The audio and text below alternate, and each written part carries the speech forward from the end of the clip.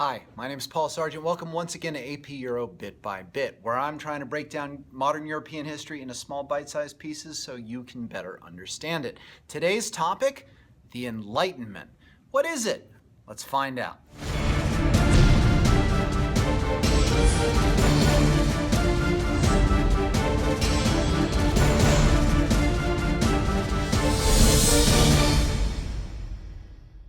All right, so the Enlightenment really was a time where people took the ideas and the methods of the scientific revolution and felt and tried to see if there was a way they could discover the natural laws that not only governed the universe, which had been done very successfully by guys like Newton, but which governed human society.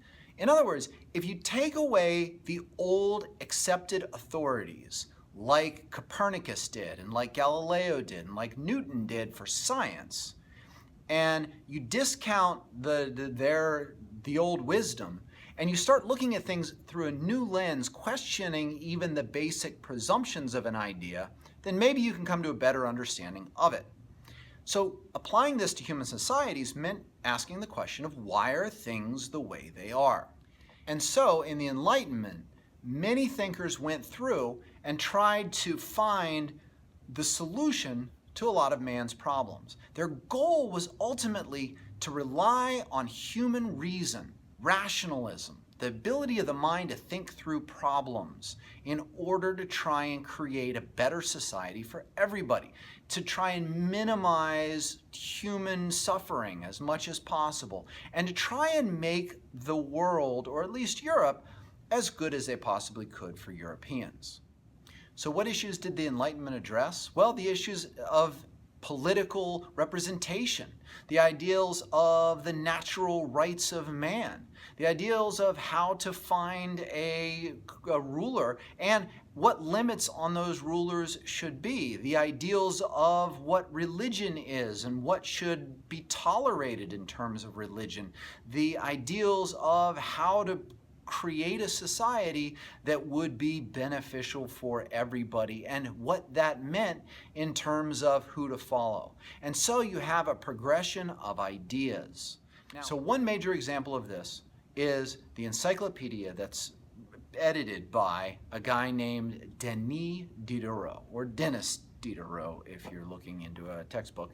Sometimes you might call it Diderot, but no, Diderot, he's French, all right? So the guy goes out and he says, let's put together an encyclopedia, a multi-volume work that has all of human knowledge in it with illustrations, and let's make it so that people can understand it.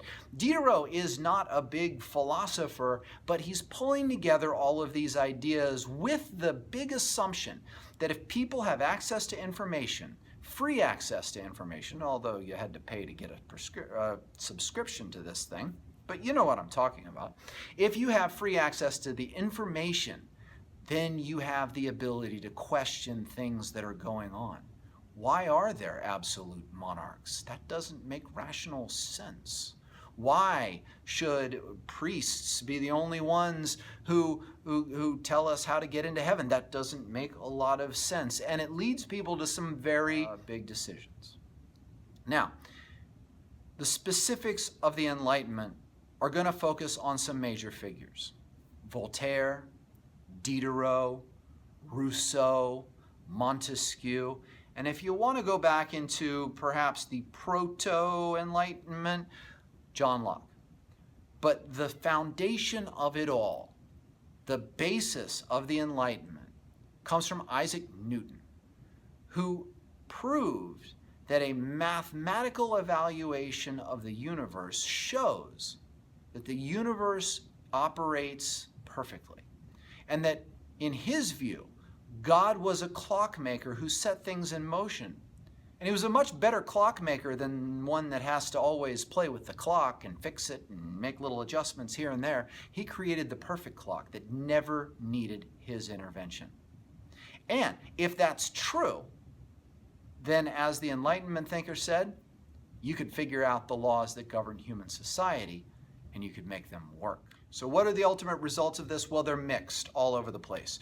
You have some places that try to institute a sort of enlightened despotism or enlightened absolutism, where one ruler is still absolute but tries some enlightened things.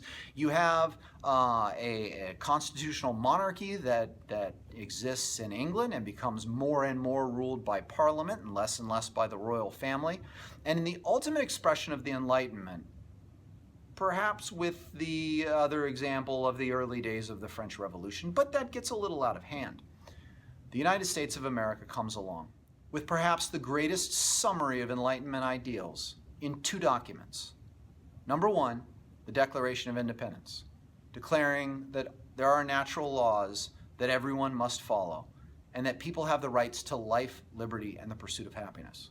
And number 2, the U.S. Constitution, which took all of the political ideals of the Enlightenment, including religious freedom and all of this other stuff, and put them into writing and said government has to follow this. So, in a way, our entire society in the United States comes from this one period. So that's why it's important to know. So anyway, we're going to get into some more detailed, I want to get into a couple of different Enlightenment thinkers here, but for now, that's your basic introduction to the Enlightenment. This is AP Euro Bit by Bit. I hope it's helping. My name's Paul Sargent. Please subscribe, and thanks for watching.